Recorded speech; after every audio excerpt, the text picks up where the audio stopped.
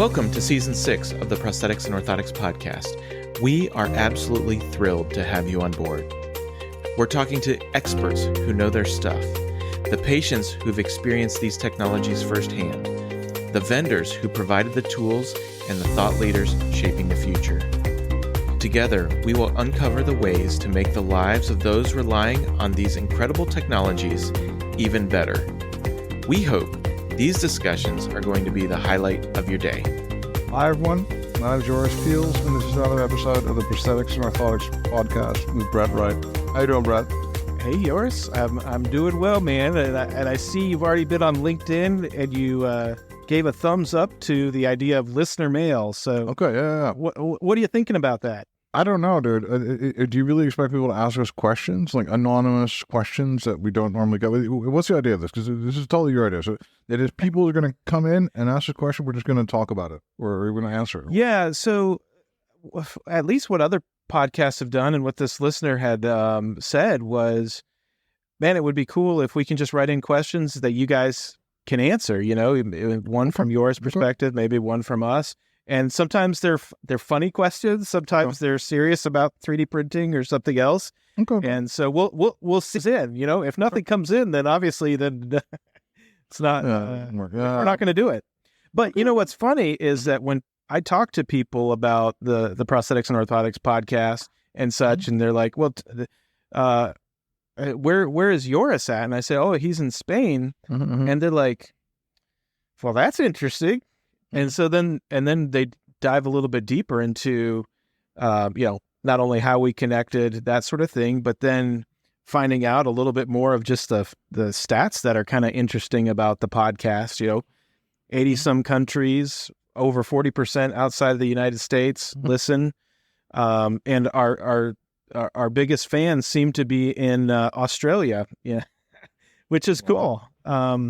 So I think it's really neat and unique. And I was actually talking to somebody else, and they were saying that they don't know O&P at all, but they were interested in both of our perspectives on how we take on the take on medical devices, how to kind of sell into the space or what have you, and because they were doing more in scanning side of things.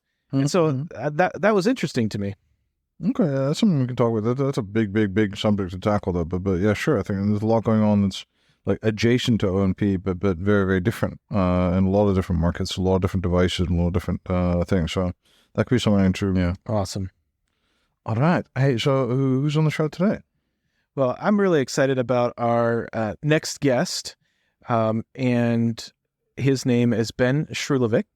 And he will kind of share his journey of not only how he got into O&P, but he is a user of orthotic or prosthetic devices, as well as he can share the good, bad, and ugly of how technology has influenced some of his prostheses, and we may even dive into insurance stuff and all that. But what I love about Ben is his heart for people and sharing really his journey and how he encourages people. He actually went with me to Guatemala a few years ago, and our patients just loved him, and he was there the long hours and all that stuff, being a part of it, and he was just a great part of the team. And so it's interesting to kind of see it come full circle for me, to see him in that kind of environment, but then also to see him obviously at the office and being kind of one of our guinea pigs too for some of the technology stuff. So it's going to be a fun conversation today. Okay, awesome. So welcome to the show, Ben. Thank you so much, gentlemen. It's an honor to be here. Truly, I appreciate the time and the platform to be able to speak and share my thoughts in my life. It's I'm over 20 years since the date of my accident, and I've got a very interesting perspective, at least from my point of view, a very interesting perspective of the history of using and wearing prosthetics, and how, Brent, you touched really well on it, how it sort of molded parts of my life, and showed me not only my shortcomings, but also the possibilities to far exceed what I thought I could do. And so I'm very happy to be here, and I'm looking forward to answering all your questions. Okay. That sounds very exciting. So, Ben, first off, tell us, so for you, getting into prosthetics and orthotics was an accident. So in 2003, I was 23 years old. I was riding my motorcycle by Jones Beach on Long Island when a woman cut across a highway and broadsided me. My bike went down. The back left passenger peg pierced my left ankle. And when the bike flipped and I got thrown forwards over the handlebars, about 80 feet, I went through 3 metal poles. And so I was a police officer at the time, not working, but I was a New York City police officer. I was in very, very good shape. I had about a 3 foot shoulder span, but those metal poles were only 2.5 feet. And so in between the poles. And so when I got thrown through the poles, my left arm and my left leg were nearly severed. And when everything was said and done, I ended up losing the left leg below my knee instantaneously, and the left arm was reattached for about 2 months and a day, and then it died, and they had to cut it off. And then I spent an additional 4 months in the hospital recovering. I died 5 times in that accident. I flatlined 5 times on the table I actually died on the scene of the accident. I died in the helicopter on the way to the hospital. And then 3 more times in the 19 hours of emergency surgery that I had immediately following my accident. When I woke up 6 weeks later, I woke up to the view on my back of no left leg, and I had no idea what was going on with my arm because the nerves were totally severed, so I had no feeling. And I started a new life that morning or that afternoon, whatever time I woke up. And, I remember going back to sleep thinking this is a bad dream, but then I also remember waking up in that same position and a new trajectory of life, so to speak. This is interesting to me because I felt sorry for myself for way less stuff happening to me. So I think if something like that happens, how do you even pick up you say it kind of very nonchalantly, but how do you switch gears from like, I'm broken, I almost died, and now I can't do my policeman job. Presumably the policeman work didn't work out as well, right? Because you couldn't do it. How do you take all that in in one amount or one week or one day even? Like, how do you even take all that information and then make it a positive trajectory? So it's really hard, but there's some factual errors there. Not only did I remain a police officer, I went from being a patrol. Thank you. I went from being a patrol officer to a narcotics terrorism investigator for 4 years in the intelligence division. I fought very hard to keep my job. The police department did nothing but help me along the way.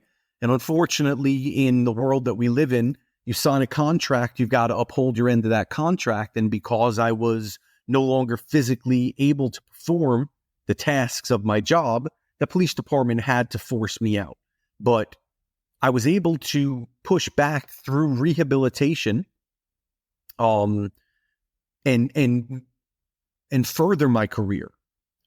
With all that being said, you asked how did I process it? It didn't happen in a day. It didn't happen in a week. It didn't happen in a month or years. And 20 years later today, I'm still processing through it. I've done some motivational speaking in my life. And one of the things that I like to explain to people is, first and foremost, to each their own. What happened to me seems like the most chaotic, disruptive, horrible circumstances. I've met people that have it worse than me. And it took a long, long time for me to understand that what I've gone through affects me the same way that other people go through and how it affects them. It's different scales, but it's still a weight. And it's very, very inappropriate to try and compare my life to others. And I always tell people, don't ever try to compare your life to mine. We've lived different lives. It's taken some maturity, or maturing, I should say. It's taken a lot of life experience to teach me that. And although I've healed physically for the most part, mentally, I think for the rest of my life, I'm going to be dealing with it. Okay, and do you have any like specific advice for somebody in a similar situation, waking up like that? You seem to say, okay, you fought hard for things. It's a gradual process. It takes time. What are some other specific things you could tell people that are in some in regards to waking up from a terrible accident or the sudden realization of the loss of limbs? Is that what you mean? Yeah, exactly. What advice do I have? Breathe. Don't forget to breathe. Mm-hmm. And baby steps. It's, I think, in human nature that when somebody sees a challenge, I guess some people, when they see a challenge, they want to run towards it and they want to beat it and do better. Mm-hmm. And some people, they want to hide. And it's not because of a lack of strength or inner strength. It's because they don't know how to process these changes, these real life, tangible changes that are happening. It just takes time, Mm-hmm. a good support system. And as easy as it is for me to say, don't give up. Mm-hmm. You never know until you push yourself through. And I hope that by the end of the podcast, I'll have given several really good, clear examples of what I mean by that. But without the context, it's just words. Okay. Or thoughts. And it seems like your job was very important to you, and being able to continue that was very. Did that give you energy? That being able to do work that was like important, let's say. So yes, I think for a very long time I just wanted to contribute, and I wanted to do what everybody else was doing, and I didn't want to get looked at funny, and I didn't want people to comment about me. The beautiful thing about where I ended up was because of my disability, I was part of a office-based task force, but the work that I did in that capacity was life-saving on more than one occasion. And I was able to be just as effective as anybody else. And that weighed very, very heavily on me in a good way. I needed to contribute. I needed to know that there was a purpose out there for me, and that I could try and achieve that purpose or surpass my goals with or without my arms and legs. And actually, I'm really interested because we've talked right now a lot about prosthetics and stuff for people going around or doing triathlons and stuff like that. But presumably, as a task force investigator, you spend a lot of time on the phone, a lot of time in meetings, a lot of time behind a computer, that kind of thing, right? Interviewing people. That is correct. There was also a significant portion of intelligence gathering, which happened outside of my office. Mm-hmm. Okay, that's good. And for the inside your office stuff, are modern day prosthetics made adequately for that? It's a loaded question. Let me try and explain that. Well, I'm going to ask for a little bit of latitude here just to give my opinion on this as I start the explanation, okay? When I worked, I had to carry a gun. It was part of what my job description was, and it was certainly where I worked because of the sensitive nature of what was happening. I had to have my weapon, which means I had to go qualify again to carry my weapon, which I did successfully with a 94% marksman score, by the way, one-handed. And so I never felt comfortable carrying a gun without wearing my prosthetic device.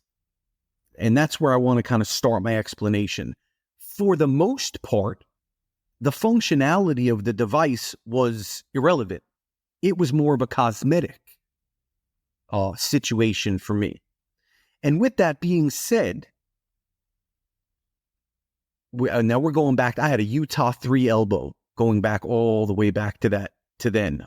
It was about 5 years, the model that I was using, and it was quite incredible, but all it did was 3 things. Even to this day, well, the devices I have mostly have only done 3 things. They bend at the elbow, they turn at the wrist, and the hand opens and closes. So in what capacity was I really using that prosthetic device? I was carrying folders. I couldn't bear more than 6 or 7 pounds on the arm before the arm would pop off because of the suspension methods. So that device really didn't do anything for me. And we're only talking about the arm at this moment. The leg is a whole nother story. To be mobile, to be able to walk or run or walk stairs or whatever it may be. I mean, my legs are top notch, kick-ass devices. And they've just gotten better and better and better from day one until now. And so it was imperative to have a leg, but an arm, not so much. Okay. And specific to your job, were there any, like these legs, were there any problems with that? Like, for example, sitting in a car for a long time, sitting behind the desk for a long time? Because you really don't talk about optimized for these kind of devices. Or are you saying that for that kind of thing, the legs were really, were sufficient, let's say? Well, I didn't have to run and gun anymore. I didn't have to chase people. So I wasn't really trying to get around too quickly. And so my leg was perfect.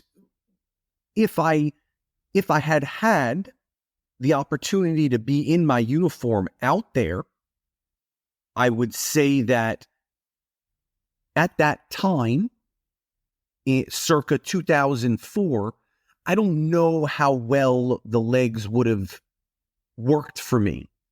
But fast forward to today's date, the leg that I'm wearing right now, literally I'm in my leg right now, man, I walk, I've hiked 10 miles in the past month with this leg on in one day. And so it gives me everything I ever could possibly need as far as mobility. And I was lucky enough to get a rotator, which is a device that acts as an ankle. And now I play disc golf, and that rotator gave me an extra 50 to 75 feet of distance in my drives. And so now we're starting to get into, with later technology, or more modern, I should say, more modern technology, the differences are really big in comparison to what it was in 2004. But it makes you be happy that in a comparatively short period of time, it's still a lifetime in other ways, the industry's been able to advance. And is it comfort? Is it range? Is it just the portability? Or is it just being able to do more stuff? All those things, what are some of the advantages for you? Well, number one is comfort, because without it being comfortable, I get sore spots. I can't move. It changes my gait. It changes my ability to do everything. So in my personal opinion, comfort is number one. And I work with a phenomenal team that, I don't know a better word to say, but that caters to my comfort. Because when I first met Brent and Chris and the rest of my team, I was adamant. I was like, guys, it needs to be comfortable. The little the little things have to be adjusted. And back in the day when we were using, I don't know what it's called, plaster. Is that right, Brent? Was it a plaster cast? That's right. Yep. Okay. So back in the day when I was using a plaster cast system, the changes, you couldn't make microscopic changes. It wasn't digitalized. It wasn't a 3D printed socket where you could change millimeters to give me that extra comfort that I needed. And so it was really, really hard back in those days. I kind of had to just roll with the leg as it was. And then the change period was 2 to 3 weeks, right? You had to go in, you had to get recasted, they had to do the plaster, you had to make changes. And it was very, I have to be careful what I say. It was difficult, but life-saving at the same time. The ability to make those changes for comfort were always number one. Underneath, in the priority structure, underneath comfort is device performance. And so I was lucky enough to go through different types of, I think there would be considered feet, right? Different feet that gave me different responses to the forces that I put into them. The foot that I have now is a Philauer. It is a cousin of the cheetah. And Brent, you could specify the model itself. I'm sorry, I don't remember it. But part of that cheetah family, it gives me ridiculous energy return. And on my best days, I can hop and skip and jump and juke and do all types of things that I never, ever would have been able to do 15 years ago. I think that's neat. And I think the other thing that we talk a lot about is this relationship, and you said it great, with Chris. Chris is Ben's prosthetist, and then there's a team behind Chris as well to help the outcomes. Can you just share with our listeners or somebody, that say a patient that's in, and just talk a little bit about the importance of that, and even some of your journey. You came from New York down to here, finding a prosthetist that would work with you and that sort of thing, and give them a little bit of insight into just how important that team is, and to not settle. Absolutely. So it's a little bit of a long explanation, but I'd like to start back at the beginning, if you guys don't mind. I remember when I was still in the hospital meeting a gentleman named Mark Goldberg. And Mark Goldberg turned out to be my prosthetist from the day that I was in the hospital until the day I left New York. And I remember Mark telling me, he said, Ben, your arm is going to be a challenge, and we'll find our way to giving you the best possible future and outcome. But the leg, I promise you, Ben, that you will do everything you ever wanted to do using this leg. And it required an immense amount of trust to hear somebody tell me that they're going to get me walking again when I didn't have a left leg. I was like, I don't believe you. I couldn't care what you said. And over years, I built a relationship with Mark that allowed me to have faith in the system. And Mark was the owner of his company, and he had a team of 30 people behind him. And the number of times I yelled and screamed and carried on and cursed and fought with people, not physically, and that's because I was angry. That's because, I didn't want to hear I have to wait 3 weeks to walk again. I didn't want to be in a wheelchair anymore. I didn't want to be immobile.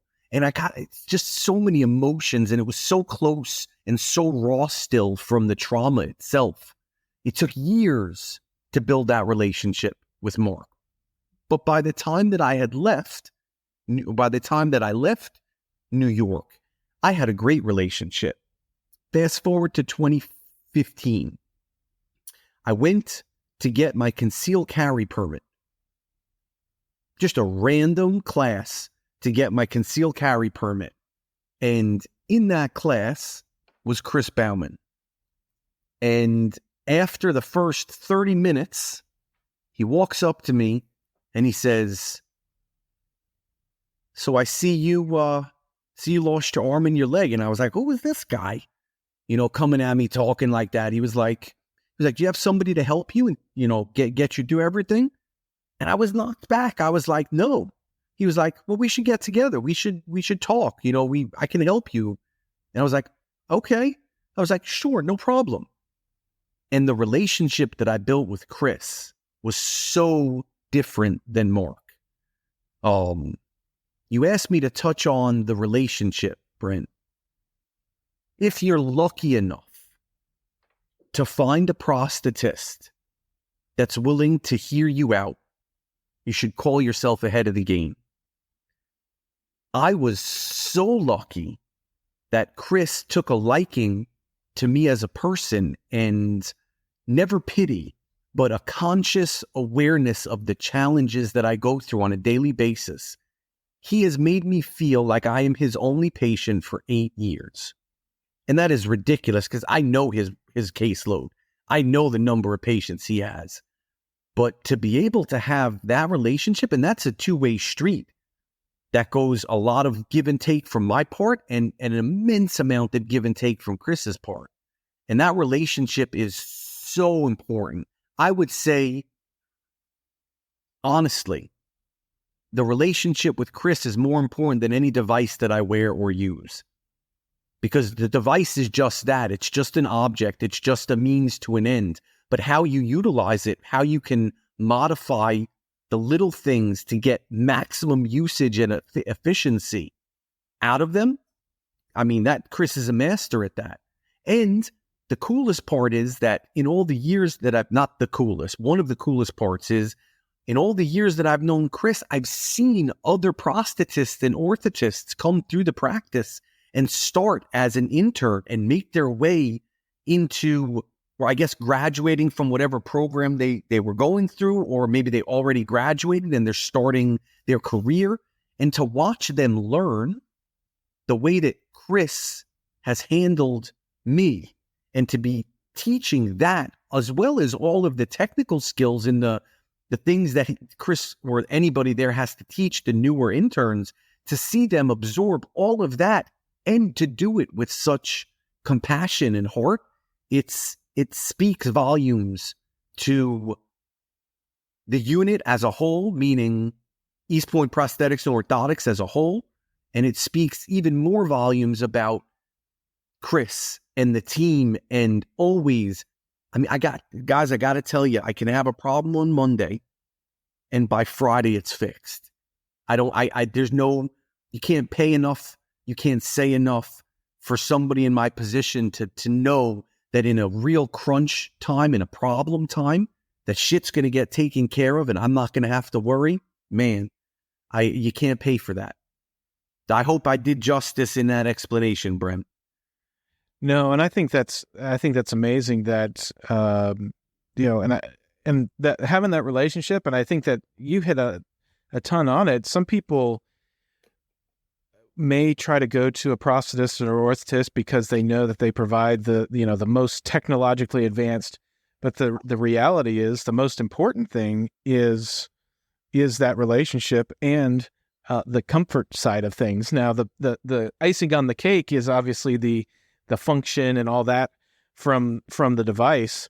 But I think you captured that well. Tell us a little bit about the disc golf and how you got into that. Oh, thank you for bringing it up. I was going to not bring it up. Now that you brought it up, disc golf. So I wish that somebody, my friend Dominic, he lives in Pennsylvania, put a Frisbee in my hand, not a regular Frisbee, a disc golf Frisbee in my hand. And he was like, just throw it. He goes, if you can throw it, we can make it work. And it only took one day of throwing those Frisbees for me to be like, gosh, darn it. I was like, this is something I wish I had picked up a long time ago. But I'm a little over a year into it. And for those that don't know what disc golf is, disc golf combines ultimate Frisbee and ball golf to be played with a Frisbee that gets thrown into a basket at the end of the hole. And it's run just like a golf course. There's pars, there's hazards, there's out of bounds. You have strokes, birdies, pars, bogeys, etc. It is an immensely growing sport. I'm part of the PDGA, which is the Professional Disc Golf Association. So I've got a PDGA number, and I compete in sanctioned tournaments, and I have a world ranking, and I've got a personal ranking. It is awesome. And I've had the ability to now play disc golf in 4 separate states. And it is something that through the next 10, 15 years of my life that I'd like to be able to do in many more states. And so what disc golf has given to me after 20 years is the ability to have confidence and compete in an organized sport.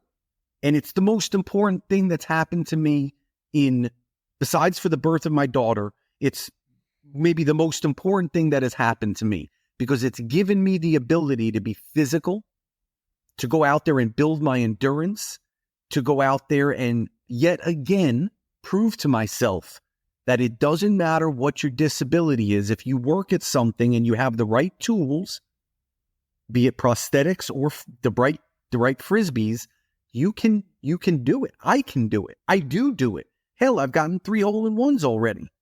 And so, I mean, anything is possible on any given day, and disc golf has broadened my world. So, but that also takes you back to relationships too. I know you'll throw as many rounds of or holes or whatever, walk as many holes as you can, but disc golf a lot of times is about relationships and who you're going and throwing your discs with, right? It is, and if I might give out a shout out to a gentleman named Frederick Siusen. Frederick, I met the very first time I went to Kentwood Park disc golf course. He was teeing off on hole 1. I showed up with some jankety, crazy Frisbees, and I tried to throw, and he looked at me and he goes, "You're not doing that right." He goes, "You should try this. You should try this." And then he went into his bag and he gave me a disc. And boom, I hit the drive on hole 1. Not great, right? But it went straight. Frederick is an exceptionally talented player. He's got the patience of a saint, and I like to say that he took me under his tutelage, and he is my mentor, and I have built more than just a sport relationship. I hope that he and I are becoming as good friends as I think we are, and over the time we'll become even better. But disc golf brought one of my best compatriots into my life, and it happens every time I go to a golf course. You meet up with some people, everybody plays differently, but everybody is kind. And again, Bren, you got to figure, man, you see this dude, one arm, one leg showing up on the tee pad. I myself would think, how is this guy going to play? But then I do on any disc golf course and play, and people will look at me and say, you know what? That's pretty darn incredible. And a lot of times in life, people have said to me, I'm motivational, I'm inspirational, and I just found another niche where I can be me, and this one I can succeed and maybe even build a name for myself. I'm never going to be, a professional, but I will be more than that double amputee that plays. That's for sure. Right, and I love that. I mean, you definitely are like, I'm not using anything that's not sanctioned, right? I mean, from what I've learned about disc golf is there's the black and white, but there is some gray in there, right? And so how that goes is awesome. But there's a camaraderie around playing disc golf. Ben, I wanted to ask you a little bit about your experience in Guatemala. That's near and dear to my heart, and I know you're wearing that Live Enabled shirt today. I just wanted to hear what your thoughts were. Do you suggest that other clinicians go on, other patients see that, and just kind of get your ideas? Well, talking about the most important things in my life, my trip to Guatemala was absolutely life-changing. I don't know if there's a way to sum it up in 20 minutes, how much it changed my life. I remember, Brent, when we first talked about it, I remember saying to you, well, have you ever brought an amputee? And you said to me, no, we haven't. And I remember thinking to myself, well, there's no way that I would ever really connect with a bunch of random people that don't know what it's like to live with the challenges. And I remember thinking to myself, if I were to go, I think that I would be able to show some tangibility. I would be able to give some tangibility to these ideas and devices and comfort to those who need it that haven't had the opportunity to get it from a stranger. It didn't matter how much we worked. We were there 10 days. It didn't matter if we worked 2 hours a day, which was very rare, or 10 or 12 hours a day, which was more likely. We did it without power a couple of days. If I remember correctly, we had to figure out what to do because we lost power. It was incredible. And at the end of the trip, I had the opportunity to teach a 72-year-old man and a 2-year-old boy how to walk on their legs for the first time. And when I processed that weeks later, it was an epiphany, Brent. I'd never had a good enough reason to justify what happened to me. Very angry at God, very angry at the world, very angry at everybody, everything. When I got home from that trip, I started to think, I started to toss around in my mind the idea that if I had to lose my arm and leg, if I had to lose my dream career, if I had to go through what I went through, to be in Guatemala, to hug that man and hug that boy and watch the tears fall down their face, it may not be the best way to go about doing it, but at least I can understand why I was there. If I had to give my limbs to receive the gift of helping somebody so selflessly, then I guess I could get behind that a little bit. I'll never fully be behind losing my arm and my leg and my life changing, but if going to Guatemala was the reason, I could be okay with that. It was, I'm sort of speechless a little bit. It was life-altering, that experience. Well, and it was just fun having you, and I think the connection that you had with patients was really amazing for them to see, somebody in a similar situation to them, and sometimes with the added of missing the arm, more of a serious situation, and I think that meant a lot to them. Let's switch gears just a little bit. Well, Brent, before we switch gears, can I ask you a question? Don't you think that me being there, and I think his name was Jonathan, the motorcycle, don't you think that seeing me on the other side of the coin, whereas the disability is not stopping me, but the disability is helping me, don't you think that was exceptionally powerful for Jonathan and for some of the other people, the patients that were there? To see that, and then to have your experience, of being, 20 years later, I guess at that time it was 15 years later, down the other side, and being able to share that hope too, that there is hope after an amputation with a prosthesis. I think that is a big deal, and it gives them, a forward focus of like, hey, if he can do it, I can do it. Well, Brent, if I never thanked you before, let me say it right now. Thank you for giving me the opportunity to go to Guatemala and help build those arms and legs for those men, women, and children. Thank you. And we're going to do that again. I will come. Mark it. It's recorded. I will go back to Guatemala. There we go. That's awesome. Well, let's switch gears a little bit and move into, some of your journey actually with the prosthesis. So we touched on it a little bit in 2003, you started with a specific style of prosthesis, and then you've kind of foreshadowed a little bit into the socket that you're in now, and you talked a little bit about digital manufacturing. So let's, if you want to give just kind of a quick summary of, where you were, and then we can dive into a little bit on the the journey on the digital side, because it hasn't all been amazing, but we've seen the change that it can be, and so we've really pushed the boundaries using technology. Absolutely. I'll start, with my first leg, but I just want to touch on something you just said.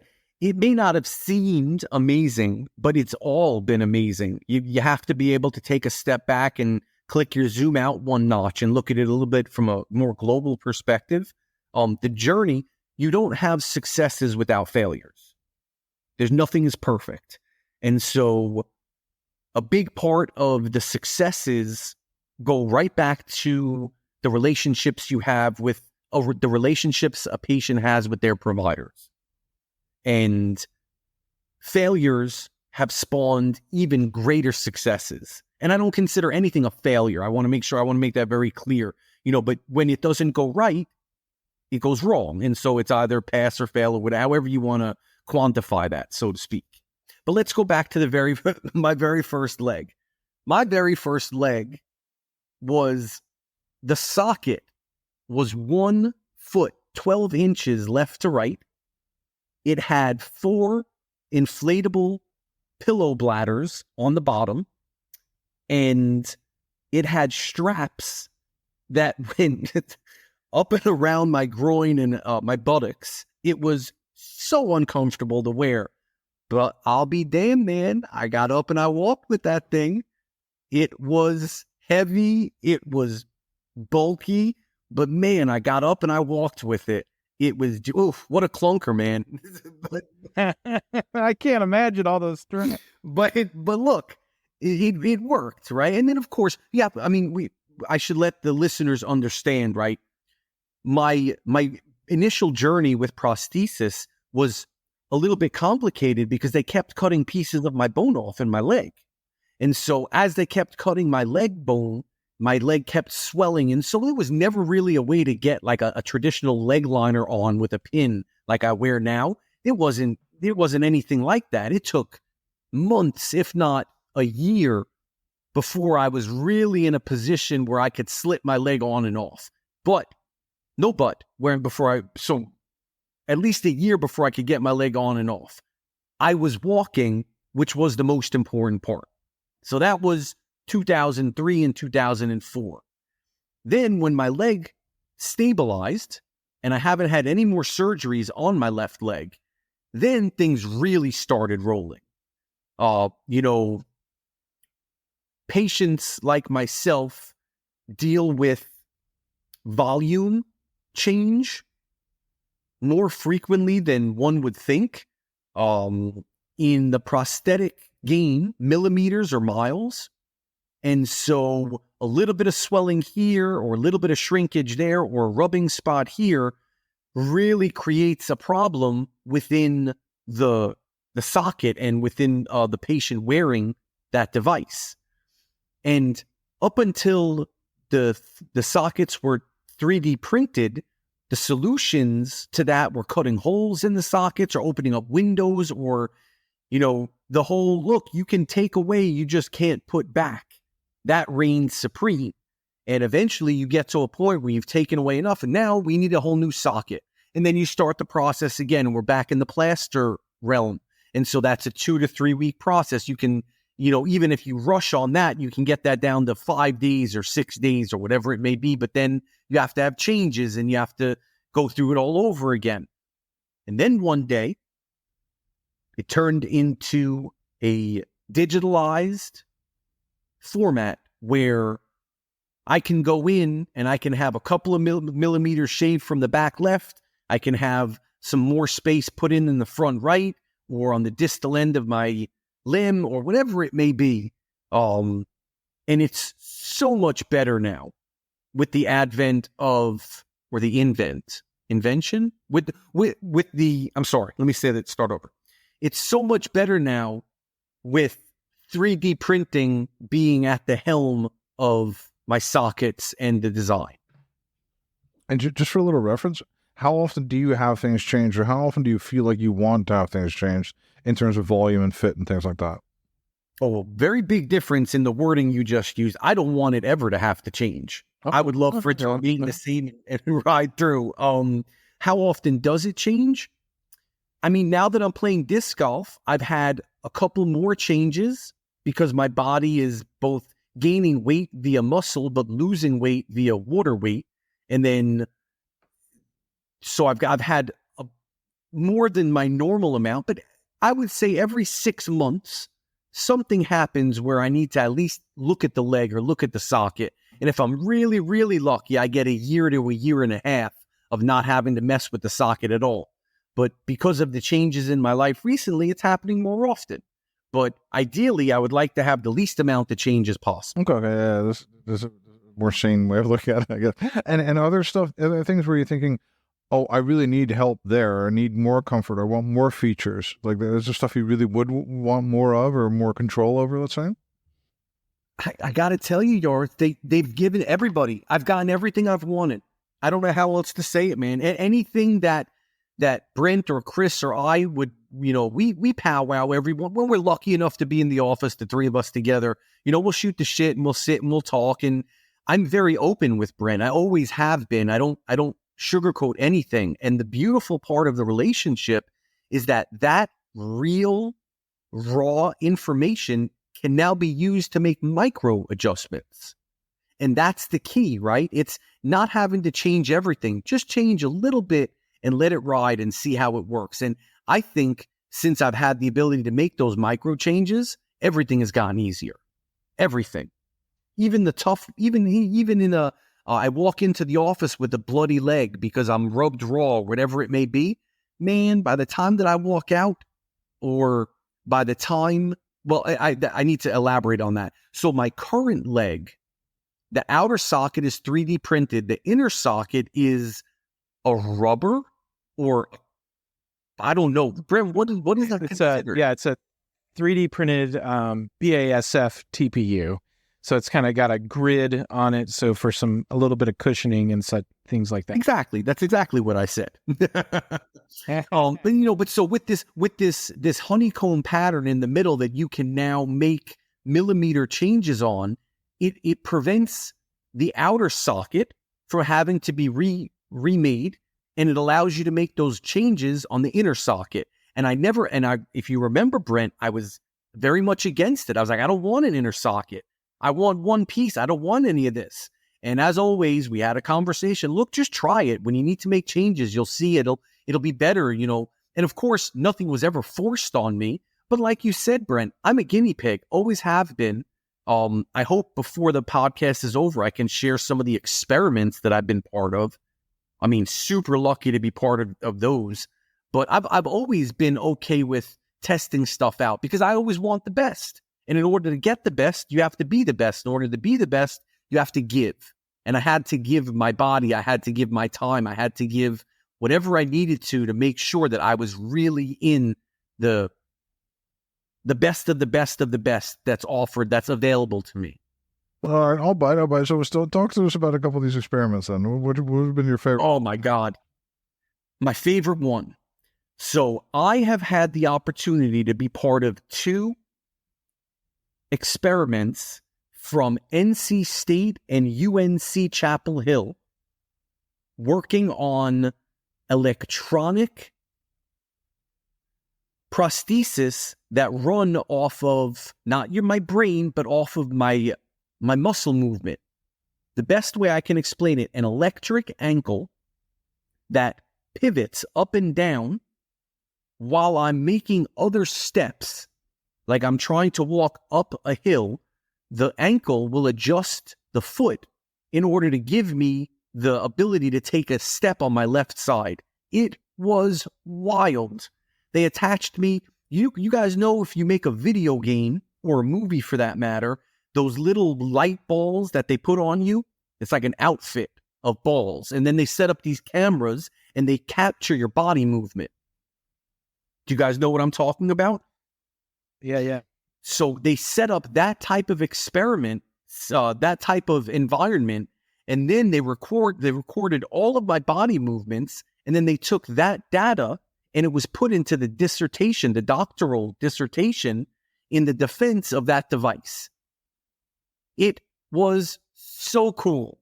that I was able to be part of that. And then we parlayed that experiment into a secondary experiment, which focused more on the electrical signals that I was able to generate through my leg in order to fine-tune and hone the capabilities of that ankle. So it was like a step up from, not a step up, a step to the right from what I had already been doing, but still moving in a forward motion and trying to get this device released to the general public, where when completed, my natural body movement will enhance the device, which will allow me to do everything that I would want via electrical ankle. Yeah. So, yours, just to give you an idea on this.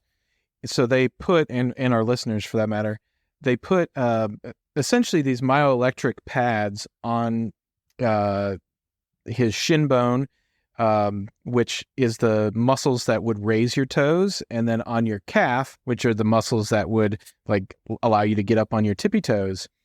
And those electrodes then will fire off these pneumatic muscles, allowing you to literally get up on your toes, or if you're sitting down and you know how you might scoot your legs way back under the chair or whatever, it allows those toes to come up and that foot to continue being flat on the floor. But it's really an amazing device. I mean, it's a little ways from commercialization, but what's neat is you are getting true muscle input that goes along with this powered feedback that you're getting. And I mean, it can literally jump for you, right, Ben? It can. With the tanks that they used, because they were gigantic, like you said, pneumatic tanks, when I wasn't wearing the socket, with the air pressure, it could jump off of the ground, like straight up in the air. It was wild. It was crazy. Now look, it took an arm and a leg to be in that position. Again, I fought for a long time about why this happened to me. Again, to have the ability to be part of that, and in a real global sense, to help test a device that at some point in time will end up mainstream and allow people to do things they never thought were possible. Just to be part of it, I'm blessed.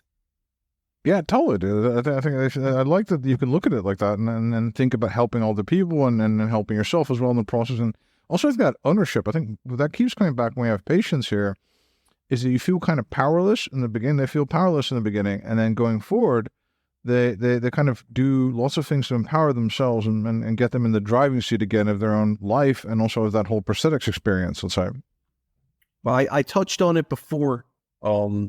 There's two choices that a new amputee can make. They can either move forward or they can hide. I know that that's very simplified, but that's what it was. And each of these opportunities that I've had have helped catapult me forward, not move forward, but catapult me forward and push me past the worries, the regrets, whatever my mind can throw at me for being in the position that I'm in.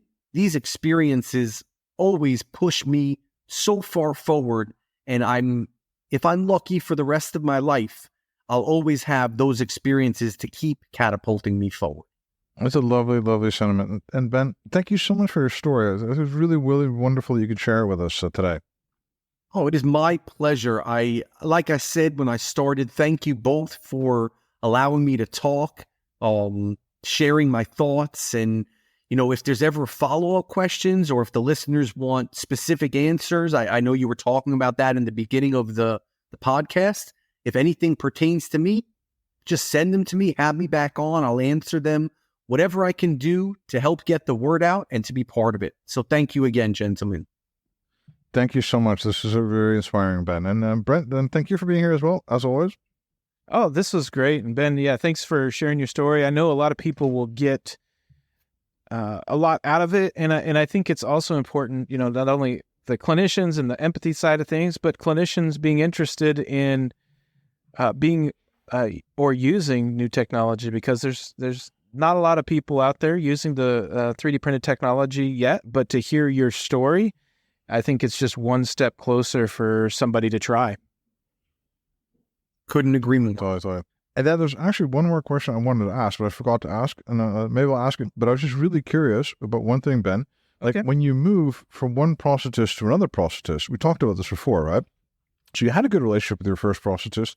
You have to find another to click, but you kind of develop, I think, especially after a number of years, you develop kind of a vocabulary with that prosthetist and a way of working, and the next one's going to be different. So do you have any advice on people switching prosthetists, how to do that properly or in the right way?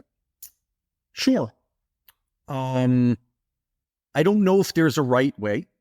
I think that the best way is unbridled honesty, the ability to speak your mind as a patient, to hold firm to what you know works, and hopefully the prosthetists can take that information and incorporate some new twists, turns, or figure out the way to allow life to continue or get better, utilizing the information that you give them, meaning the patient giving the prosthetist. I think that there has to be, unfortunately, a certain amount of faith and,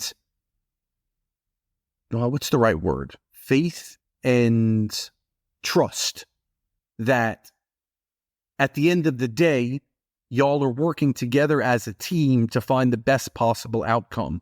It takes, just like finding a new friend or building a new relationship, it takes time, it takes patience, it takes effort, and you're not always going to get along, but it's okay to not get along as long as in the end, everybody is respectful and the product that you end up with is the best for the situation that you're in. Thank you, Ben. That was great. And then, and thank everyone for listening. And this is an episode of the Prosthetics and Orthodontics podcast with Brent Wright and Yoris Peels. Have a great day.